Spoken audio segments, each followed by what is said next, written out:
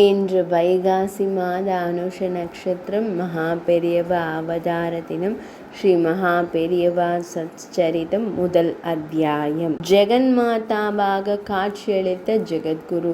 உத்தராயண புண்ணிய காலம் 4 நாளில் வருகிறது என்ற நல்ல சமயத்தில் மகா வேதனையை தரும் அந்த சம்பவம் நிகழ்ந்துவிட்டது. காஞ்சிபுரம் அஷ்டபுஜம் தெரு. சரஸ்வதி அம்மாளுக்கு நெஞ்சுவலி. மருத்துவரை பார்த்துவிட்டு வரலாம் என்று சென்று கொண்டிருந்த போது பட்டப்பகல் வேளையில் நட்ட நடு தெருவில் அது நிகழ்ந்துவிட்டது. கழுத்தில் ஏதோ உரசினார் போல் இருந்தது.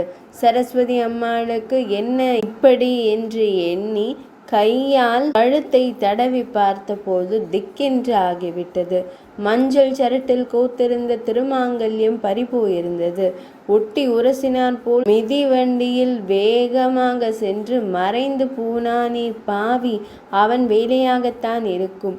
இல்லத்திற்குள் வந்து பூஜை மாடத்தில் வழக்கமாக வழிபடப்படும் பெரியவா பாதுகைகளின் மேலிருந்து ஒரு மஞ்சள் கிழங்கை எடுத்து மஞ்சள் சரட்டில் கட்டி கழுத்தில் போட்டு கொண்டாகிவிட்டது.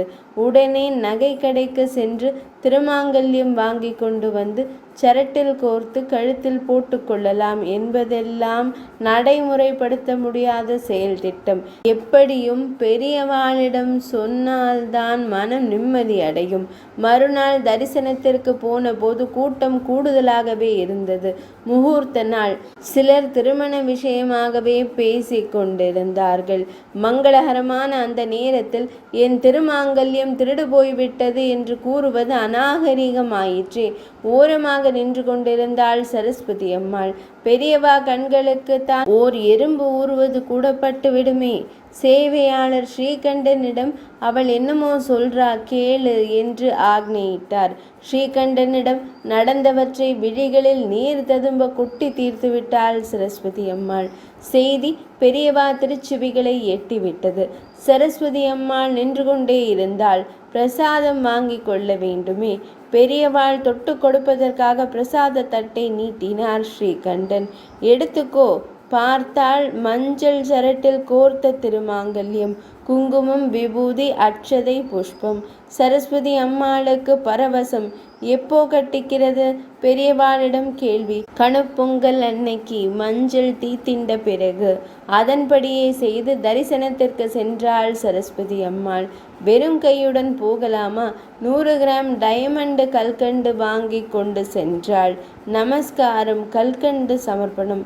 திருமாங்கல்யம் கட்டின்றுட்டேன். கல்கண்டு தட்டை அருகில் இழுத்து ஒரு டயமண்டை வாயில் போட்டு கொண்டார்கள் பெரியவா. எல்லோருக்கும் கொடு. திருமாங்கல்ய தாரணம் ஆனவுடன் இனிப்பு கொடுக்கணும் இல்லையா? சரஸ்வதி அம்மாளுக்கு பெரியவா ஜெகத்குருவாக படவில்லை, ஜெகன்மாதாவாகவே காட்சியளித்தார். இந்த சரஸ்வதிக்கு என்ன? அந்த சரஸ்வதிக்குமே பெரியவா தாயார் ஸ்தானம்தான். முதல் அத்தியாயம் நிறைவடைந்தது.